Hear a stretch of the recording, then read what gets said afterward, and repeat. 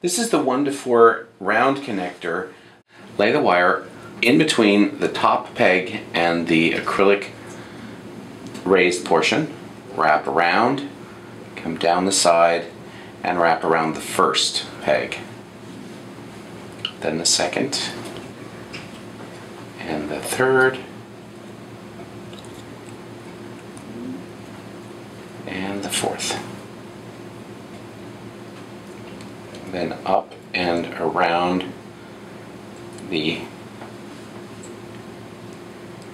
raised acrylic portion, and then around the peg one more time. Use the pusher to flatten the intersections of the wire and push finding down onto farthest point of the jig. Remove the form that was created by the wire. Clip the ends.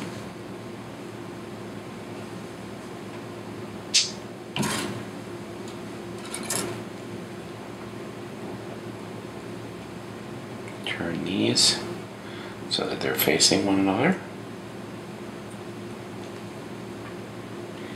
And connect to either the ear wire or the chain or string onto leather. That's the 1 to 4 round connector.